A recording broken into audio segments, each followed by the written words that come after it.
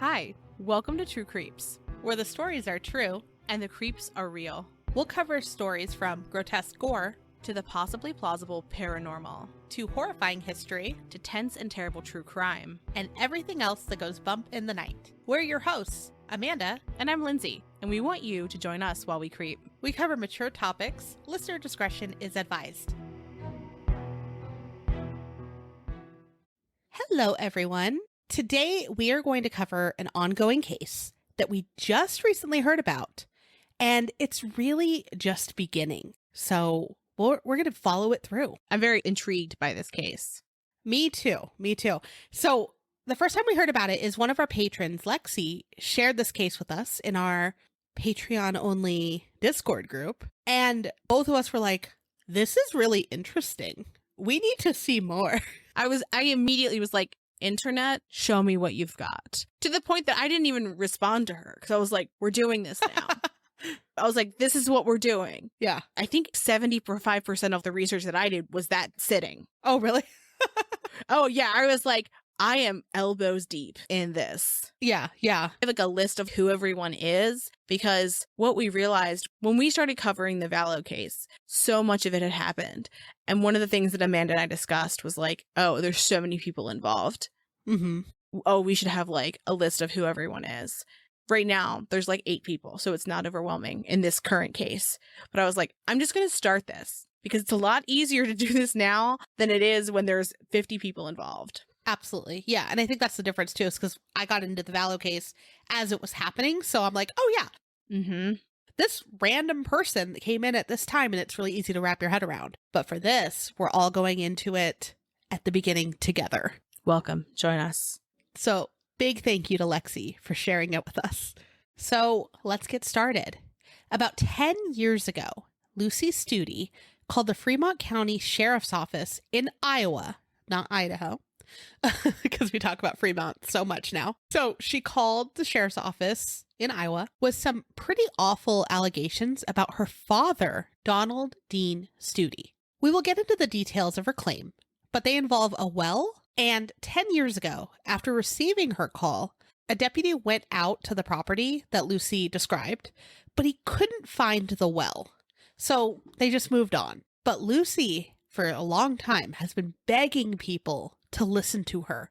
And when I say a long time, I mean the past 45 years. I think that was like the first thing about this that really hit me. And I was like, that is such an incredibly long period of time to be asking for help. Oh, yeah. So since she was only 8 years old in 1977, and it's ridiculous that it took this long. I keep seeing different famous attorneys commenting on this. They're like, well, she could be charged with aiding and abetting. And I'm like, literally get fucked. Yeah. According to Lucy, she had spoken to law enforcement, priests, and teachers, but no one believed her. The teacher said family matters should be handled as a family, and law enforcement said that they just couldn't trust the memory of a child. And she said, I was just a kid then, but I remember it all. And like, we've talked about a couple cases in the past where like kids did see something. Yes. About a year ago, Lucy called Deputy Mike Wake and told him about her claims. And it seems like for the very first time, someone finally took her seriously. And we're going to get into the story more. It's crazy, again, that like so many people over the years dismissed her claims, given the reputation that her father had. Yeah, absolutely. The alleged crimes have a nexus at what was once the property of Donald Studey, which was located in Green Hollow. It's just north of Thurman, which has a population of less than 170 people, but it's also 40 miles south of Omaha, Nebraska, and this will be an important detail to remember. So at this point, Lucy has given a few different interviews to the media, and she's also been interviewed by law enforcement. But in an interview, she was talking about an interaction she had with a high school guidance counselor. And they were like, well, what are your plans for after high school? And she said that she had never thought she would live long enough to graduate high school. And during that time, she would also work as much at her after school job, which was at a neighborhood convenience store, so that she didn't have to spend more time at home. The way that she finally got out was she joined the army. And then Lucy also said that her father was once violent and angry with her because he thought that she stole $16,000 from him. And interestingly, She admits that she did. No charges were ever filed, but she said, "I took it because it was the only way I knew how to hurt my father. I went back to Minnesota where I was living then, and I gave it all away." Not to dismiss that. That's a lot of money. But like also, it sounds like it was almost like a cry for attention though. Like I need people's attention on me. Mm-hmm. And this is the only way to get it. Because maybe she was hoping That he would call the police. Yeah. that he would file some sort of claim and like get real people involved with that family. But like, it's interesting too that like he claims this and never actually brought charges on her. And now it's very obvious why not. I'm sure that there was part of her that was like, yes, please do go to the police. Mm-hmm. So, regarding her claims, Lucy has made at least 2 recorded statements to law enforcement, and she has offered to take a polygraph test. Before I start this next part, we've covered Samuel Little in his own episode, as well as several True Crime Digest updates, but he has been dubbed America's most prolific serial killer. Yeah. And his victim count that he has confessed to is 93. The amount of detail he provided about every single one leads law enforcement to believe that those confessions were credible. Yeah. Yeah. So Lucy claims that her father murdered 50 to 70 people. That's crazy. She said that he did this through stabbing and shooting, but primarily through bludgeoning or kicking in the heads of his victims, which were mostly women. Her original claim to law enforcement, from what I've seen, was 5 to 15 people, which is a huge disparity. What I find fascinating is that police still believe her story despite this massive inconsistency. I mean, it could be that like as she got older, she remembered more. Or put pieces together. Like more pieces. Yeah, we'll talk about it more, but it seemed like there was a process that was followed. And the way that your mind works is that it lumps similar memories together. How many times have you left the house and said, did I turn my straightener off? Mm-hmm. All the time, every day. Every fucking time. I'm not saying that this is something as mundane as leaving your straightener on, but there is a pattern of the behavior that was routine. Exactly. Yeah. And then she finally realized what the routine was and went, oh my gosh. Yeah. And then I'm sure she was able to like think of more things. But so Lucy claimed that her father would murder 5 to 6 women per year in the trailer that he shared with his children. And that she, along with her siblings, would help him dispose of the clothed bodies on their property in Green Hollow. What they would do is they would move them to a well and the area surrounding the well. In the winter months, they would use a toboggan, and a wheelbarrow would be used to transport the bodies when it was warm. After they would put a body into the well, and from what I understand, into the ground as well, they would pour dirt on them and then lie. Disgusting and horrible. And it's sad to get your kids involved, your children. And just like, how full of yourself were you then? Because like children are going to tell everyone everything. Like, you've seen like the silly stories of like the weird shit that kids tell their teachers? Like, not in a bad way, but like, my mom drinks wine all the time, or like... But he was a scary person. And it wasn't just to them. Law enforcement admitted that they were weary of going onto the property. I think that is one of the things that separates this, is because like so often you hear, I literally can't say a damn thing around my kids because they're gonna tell everybody about it because they don't understand what's a thing to not tell and what's a thing to tell. I think that he thought his children were so scared of him that they wouldn't do anything. That's my theory. I mean, yes and no. When she says, though, that she started trying to get people's attention at 8 years old, I don't know any 8-year-old that isn't going to say weird shit to people. Scary or not, even not necessarily my dad did this, Mm-hmm. but even like a weird detail that could lead someone down that path, you know? Yeah. And I think that's the difference between today versus 1977. In 1977, if you were like, there's something scary going on at home, yeah, that is your family's business. Versus today, everyone's like, well, tell me literally every detail and we're going to run this down. Yeah, we'll dissect it and figure it out. So Lucy said that all of her siblings were aware of what was happening because they all helped. It wasn't just her. And Lucy remembers that after he had murdered one of his victims, he had said, the bitch deserved it. Yeah, that's horrible. And a kid hearing that like, oh no, I don't want to deserve it too. Lucy remembers most of the women he murdered as being thin, white, with darker red or blonde hair, who were relatively short. Additionally, most were in their 20s to 30s, with the exception of one being a 15-year-old runaway. Also, Lucy provided a description of 2 men that she alleged Studey had murdered. One was in his 20s and the other was in his 40s. She also did say that the bodies were clothed and that they still had their jewelry. However, Studey did take a trophy, and he'd take his victim's gold teeth. Mm-mm. That seems like difficult. I am horrified. It's very fucking weird. Yeah. Per Lucy, quote, "All I want is to get these sites dug up and to bring closure for people and to give these women a proper burial." Which, absolutely fair. Like, that's what everyone should be pushing for. Yeah, exactly. And that she's tried for a million years and no one cared. And she talks a lot about in interviews how she doesn't feel like she can work through the trauma of being involved in this until that can happen. That's hard. That's sad.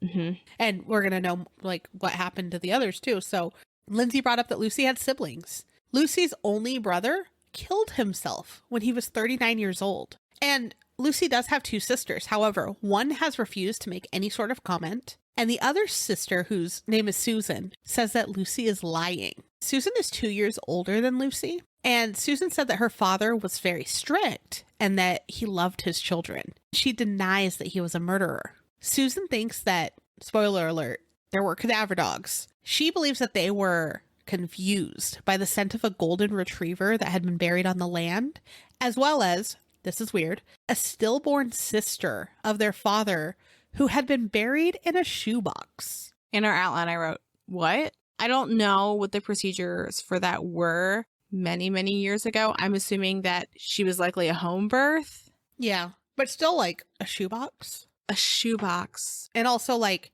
we've talked about cadaver dogs. We're going to do it again later, but they're not going to confuse the scent of another dog being buried on the property. I think that's a common misconception about cadaver dogs. Mm-hmm. Let's talk a little bit about Donald Studey. He died in 2013 when he was 75. And while we're happy that he's dead, it's like he died thinking he got away with it. And I'm like mad that happened. Yeah, like he's not going to have like a shitty end to his life in prison. Yes. Yes. So Lucy describes him as being routinely drunk and that he had a short temper. He also had multiple aliases, and when he was born, his last name was still Studey, but it was the way it's spelled as of his death was Studey. Mm-hmm. But when he was born, there was no E there. So it was just one of the ways in which he changed up his alias. So Lucy said that he would routinely transport guns and drugs, and he would do this with his kids in the vehicles with him. So what he would do is before he had to go to an inspection site, he would hide the contraband in the hollow of a tree. Then he would drive to the checkpoint and he had all of his kids in the car. So it made him seem like he was not someone to really look into further. So then after he would pass the checkpoint, he would park and go on foot and retrieve the contraband. Luckily, that won't work in today's world. Yeah, it will not. Studey was in prison for petty larceny in Omaha in the 1950s and in 1989 for drunk driving. The sheriff admitted that they rarely went to the trailer where Studey lived with his kids because they were apprehensive of him. But the reputation he had was of a person who was routinely involved in illegal activity. The understanding that I got from all of the interviews that we read was that he came across as a person who was dangerous, who you didn't want to mess with, who you didn't want to get on their bad side. And so Lucy said that Studey was constantly gambling, but was also very bad at gambling. So he would always pick like the wrong dog or the wrong horse when he was betting. So he was constantly in debt. She also reported that he stole from so many of his jobs. Like, and it didn't matter like what he was doing, he was going to steal stuff. I wonder if because of his background, perhaps that's why he changed his name and had aliases. Yeah, I would wonder. Law enforcement also shared that Studey had been married twice, but both of his wives died. Both deaths were ruled a suicide. His first wife was thought to have shot herself in the head, and the second was thought to have strangled herself with an electrical cord. That's a really hard way to die, right? I was just thinking that given his history and the claims that we're hearing, that's weird. I am having a hard time believing that happened in that way. And also, I mean, just generally, like, we're now talking about the Studey children, right? 3 girls, 1 boy. I don't know what the overlap was, but the idea that you could lose 2 maternal figures to suicide or not suicide is so heartbreaking. It screams a little Vallow, right? Yeah. Studey also tried to take his own life at least twice. And this was interesting too, that I saw that he had love tattooed on his knuckles and he had hate on the other. And East Central Iowa News points out that a character, Reverend Harry Powell, in Night of the Hunter from 1955, also had these tattoos, and that he was a misogynistic serial killer. Interesting. Those seem like popular tattoos, but it's an interesting correlation to draw. Yeah, yeah. So there was a neighbor too, and his name's Sean Smith, and he owns property next to the Studey property with his father. And he heard all of the rumors about Studey when he was growing up, and he wasn't surprised they were investigating him. Which again, like, so all these people in the area are like, that guy's weird, that guy's shady, that guy's scary. And no one took any of these claims seriously. So Sean received a weird call that he got about 10 years ago, and someone asked Sean if he had seen human or cow bones in the well. Very specific. Very specific. And the caller said, quote, "My daughter's always hallucinating and making up stories. And she told the authorities that I've got a body back there." Suspicious. Well, that's like a weird call. Like, why would anyone even make that call, let alone, like, I mean, I guess to gauge what people know, but like, you're kind of putting it out there, you know? It doesn't seem like he was a very good criminal. Yeah. He just had a lot of people around him not looking. That's fair, yeah. And also, I mean, it's kind of in the subtext here. 50 to 70 people is a lot.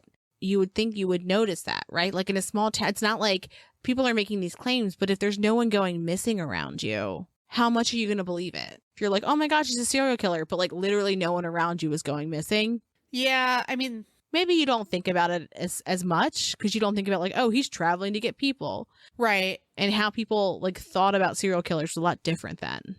Exactly. And I think that's the only reason he got away with it for so long. I think so too. So per Smith, FBI agents checked out the well over a year ago and asked him some questions. Newsweek had reached out to the FBI Omaha office, but they wouldn't comment or confirm whether they were investigating Studey. The FBI told Sean that they were going to come back in August to dig, and weeks ago, as of late October, dug up part of the well. And it's unknown whether they found anything so far.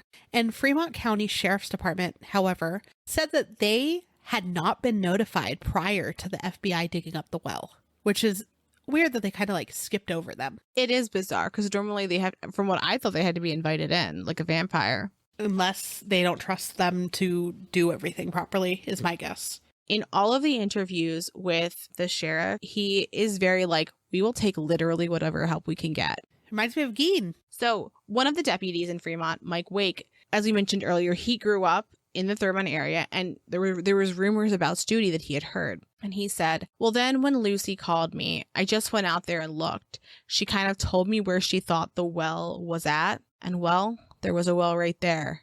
It was just right where she said, no kidding. And her story never changes. Law enforcement asked if she would come to the site to try to point out where the well was. And she doesn't live in Thurmond anymore, but she came back to try to find the well. And from what I understand, she's living in the South, and she's also living under her married name. Studey is her maiden name. So since she had last been to the property, there had been logging and bulldozing. So it looked very different. But despite this, Lucy was able to walk right to the well. Which says that she's been there multiple times. Mm-hmm. And she said that she remembered the spot because of the moral mushrooms. Per Lucy, I'm not surprised they hit there, meaning the cadaver dogs, because my dad said the bodies were the reasons the mushrooms grow so big.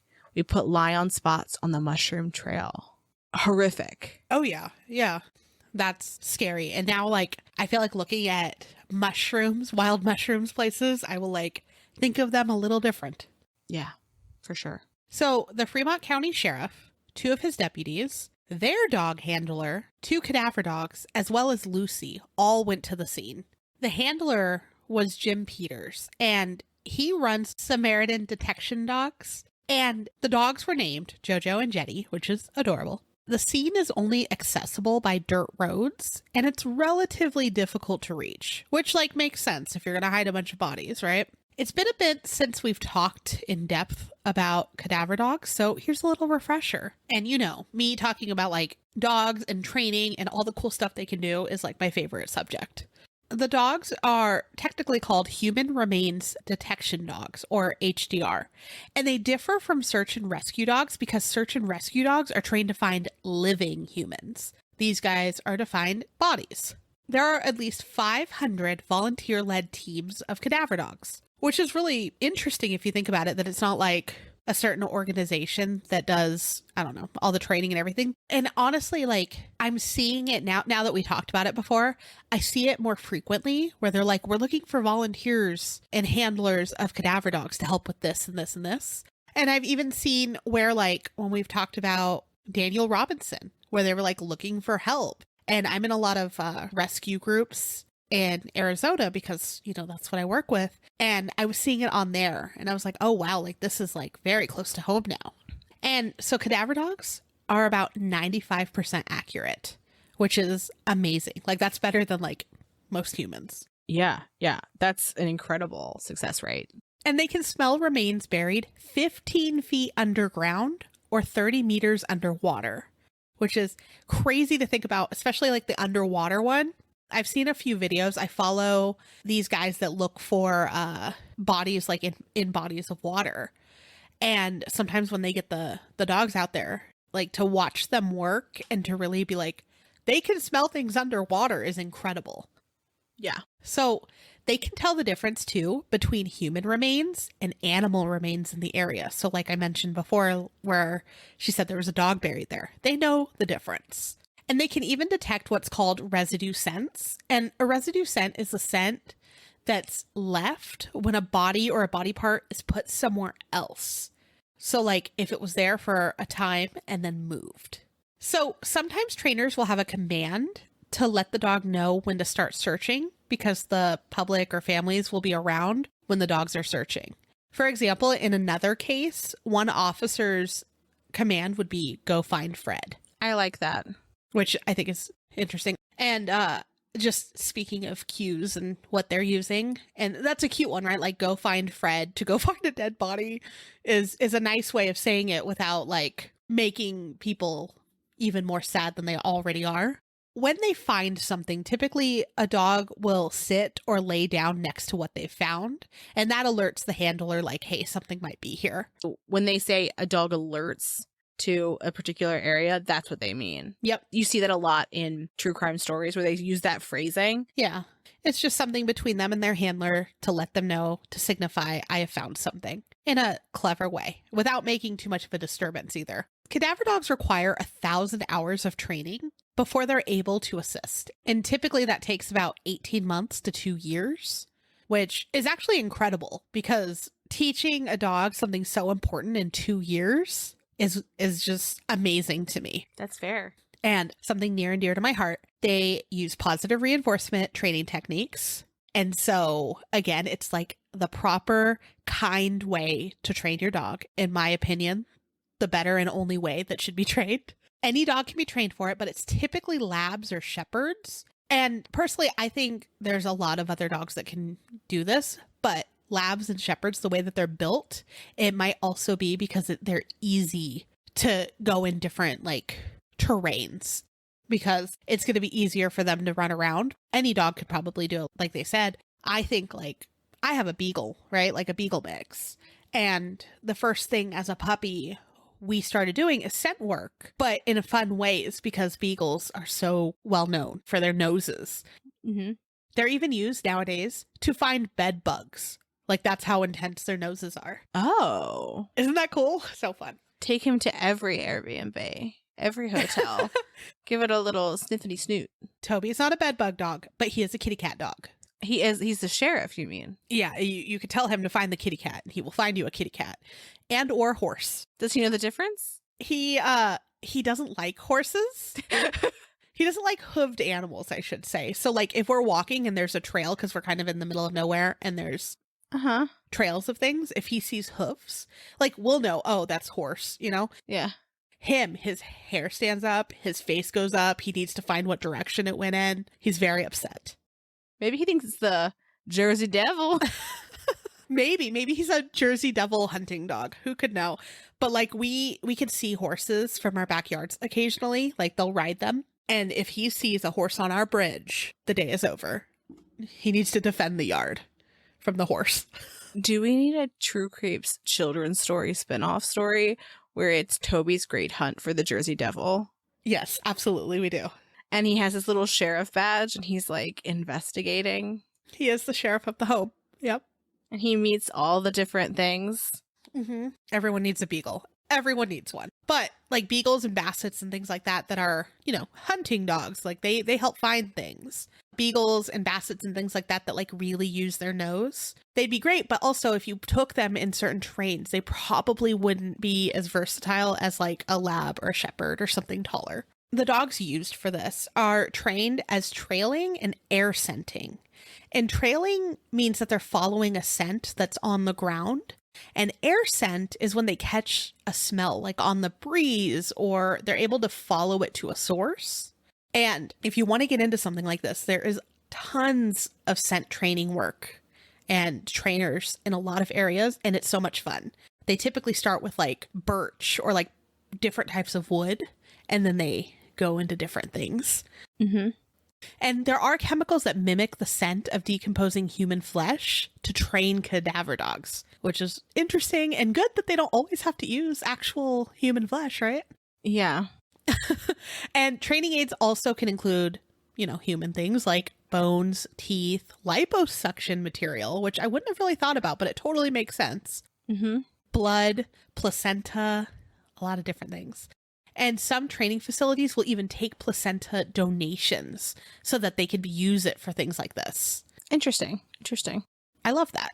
There's so many medical procedures where you do not get to choose what happens to certain parts, right? Like if you have like a mass removal. No, they don't let you keep your organs. No, I wanted my gallbladder. I was like, can I see it? They were like, no, ma'am, go home. All right, weirdo, no.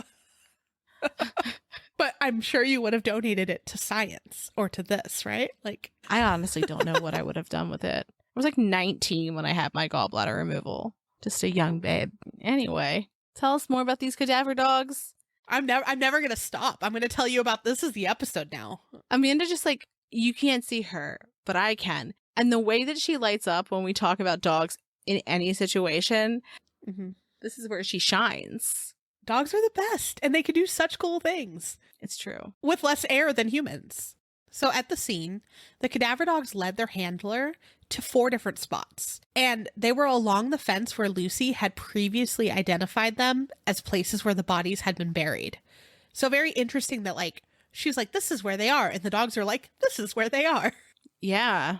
Law enforcement believes that Studey's victims were women who were sex workers or transients in or near Omaha, Nebraska. They think that he was luring them onto his property. And I think that's also another reason why he got away with it for so long, because as we've talked about a zillion times now, unfortunately, when someone is a sex worker, a lot of people dismiss their absence, right? Like they're runaways now. We saw that in Texas Killing Fields, or who knows, they probably just left. And again, Sam Little, right? Like that's how he got away with it for so long, and it's disgusting. Yeah. So the lye that had been used in the burial process can preserve the bodies, but it can also mask the scent, which would make it harder for cadaver dogs to alert to it. So in my head, I'm like, then they really must smell something if they can still smell it after that. Exactly. So per Sheriff Kevin Astrop, I really think there's bones there. It's hard for me to believe that 2 dogs would hit in the exact same places and be false. Yes. We don't know what it is. Then he talks about how there have been different people who've lived on this land over the years, like Native Americans as well as early settlers. And then he said, right now, we don't even have a bone. According to the dogs, this is a very large burial site. Sheriff Astrop thinks the full excavation of the well would cost $300,000. And for the entire budget for that sheriff's department, it's only 1.8. So it would take up a significant portion of the money they have. And that also has to go towards, like paying people. So That's concerning. But he said, if I have to, I'm going to break the county and do it. Good. I'm glad that he is driven for justice in the situation and that it's not being diluted by the fact of who they think the victims are. Because sometimes in situations where they really believe that the victims are sex workers or transient women or people who haven't been reported missing, the push is kind of lackluster. And it seems like he's pushing forward. It doesn't matter who the victims are. Right. Like, I don't care who you are, what you do, or anything. Don't fucking kill people. So often I feel like in law enforcement situations, it takes a family member of a person who's a victim to push. And here it seems like they are actually self-propelled. Well, and we see that a lot with money too, right? Like where they're like, oh, we don't have enough money to DNA test that thing. And it's sad because then that's just making it take longer, or people are getting away with things that they shouldn't. Finding the person who committed a crime against a person should not be a privilege. No. That should not be something that's afforded only to the wealthy.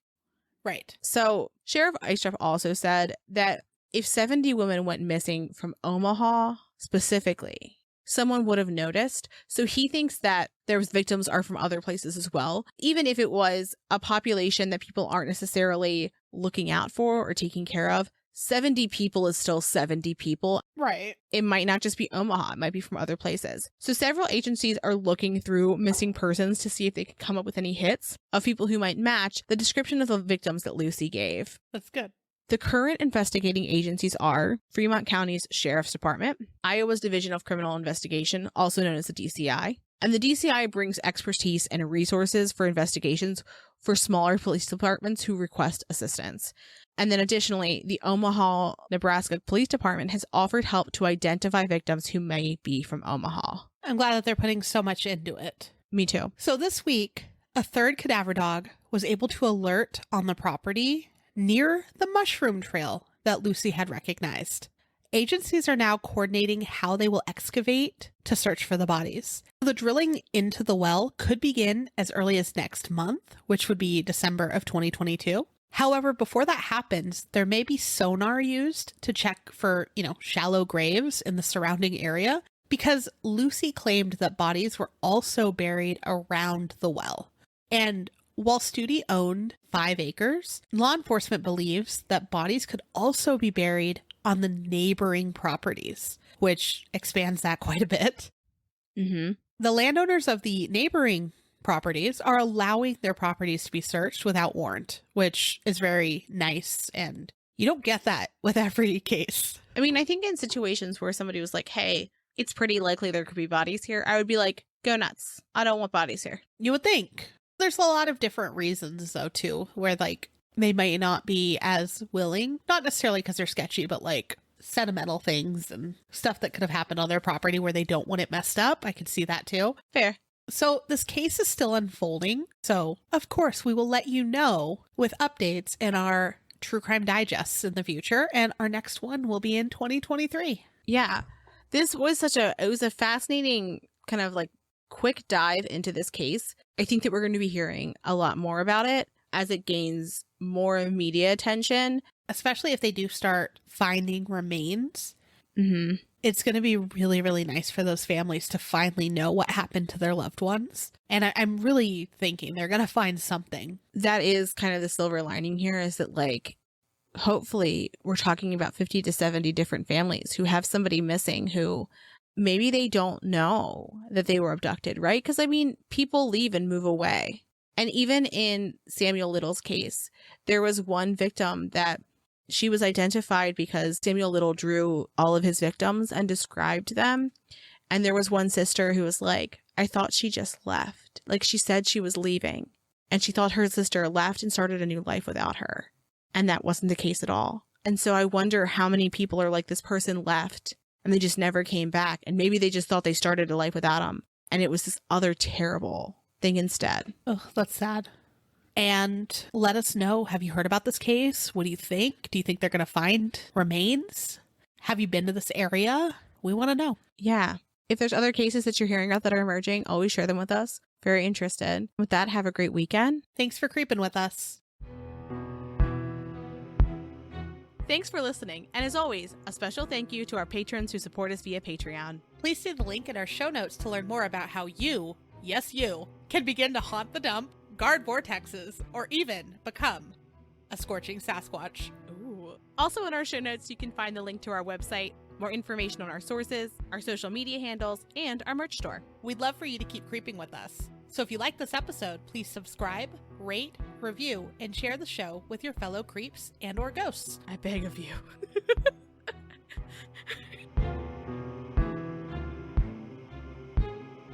But my perfect angel dog was my helper. And when I would be training a class, or if I'd have a specific dog I wanted her to help with, I would ask if she wanted to come to work with me. And there were days that she didn't want to.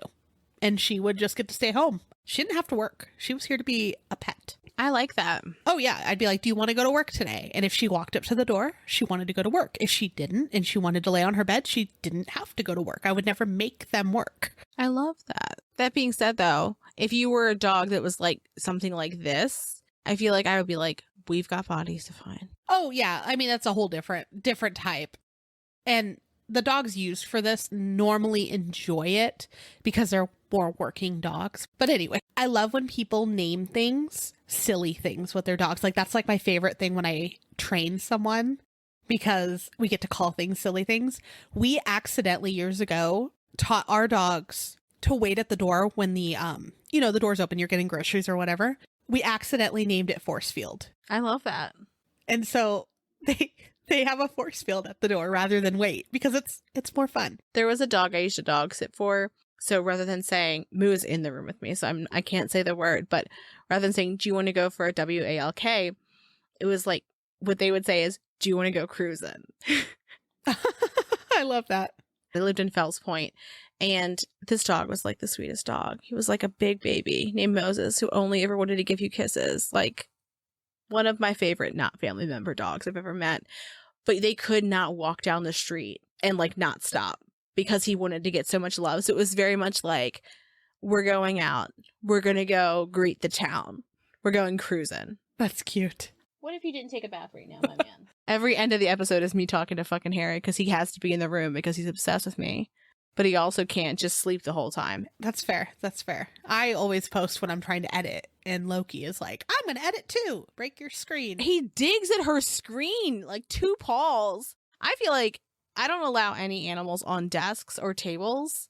So like there's just not a chance where he would even get up there. Because Ben lets Pickle sit on his like computer table, and he lets Ollie sit there too. And Ollie the cat, not Amanda's child. But I'm sure he would. I was like, maybe. Yeah, I was like, maybe he would. I don't know. But like, he just, it's Ben and his void girls back there. They're black cats. Well, the voids. He likes to sleep on top of my computer where it's hot. And then he can't do much destruction there. So I'm always hoping that he'll just go there. That's fair. That's fair. But this will be the end of the episode, after.